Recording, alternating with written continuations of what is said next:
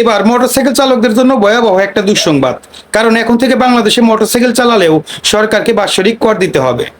Media report বলছে বাংলাদেশে 48,70,000 নিবন্ধিত মোটরসাইকেল রয়েছে এবং 2026-27 অর্থ বছরে এদের প্রত্যেকটা মোটরসাইকেলের মালিককে করের আওতায় আনা হবে।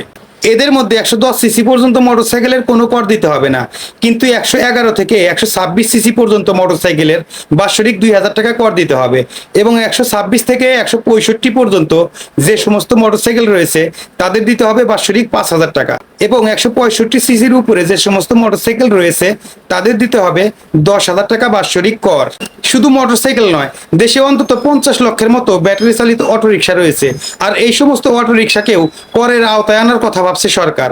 আর এই সমস্ত অটোরিকশার মধ্যে যে সমস্ত অটোরিকশা সিটি কর্পোরেশনের ভিতর দিয়ে চলাফেরা করবে তাদের দিতে হবে বাৎসরিক 5,000 টাকা, আর যে সমস্ত অটোরিকশা পৌরসভার ভিতর দিয়ে চলবে তাদের দিতে হবে 2,000 টাকা, আর যে সমস্ত অটোরিকশা ইউনিয়ন পর্যায়ে চলবে তাদের দিতে হবে 1,000 টাকা বাৎসরিক অগ্রিম আয়কর।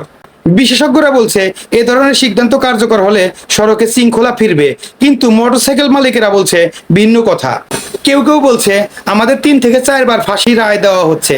কারণ হিসাবে তারা বলছে আমরা যখন মোটরসাইকেলটা কিনি তখন সরকারকে ভ্যাট ট্যাক্স সবকিছু দিয়েই 80,000 টাকার মোটরসাইকেল আমরা 1 লক্ষ টাকা দিয়ে কিনি, আর নিজের টাকাতে কিনে সেই মোটরসাইকেল যখন রাস্তায় তুলি তখন রোড পারমিট হিসাবে আমাদের টাকা দিতে হয়। আবার সেই মোটরসাইকেলটা নিয়ে আমরা যখন রাস্তায় বের হই ড্রাইভিং লাইসেন্স হিসাবে আমাদের এককালীন অনেক মোটা অঙ্কের টাকা দিতে হয়। এভাবে আমরা একটা মোটরসাইকেল নিয়ে 3 থেকে 4 বার সরকারকে টাকা দিচ্ছি, এরপরেও কেন আমাদের উপর এক্সট্রা বাৎসরিক একটা চার্জ চাপিয়ে দেওয়া হচ্ছে? এটা আমাদের উপর অন্যায় এবং জুলুম করা হচ্ছে। এই সিদ্ধান্ত আমরা মানি না, মানবো না, এরকম সিদ্ধান্ত মোটরসাইকেল মালিকেরা বলছে।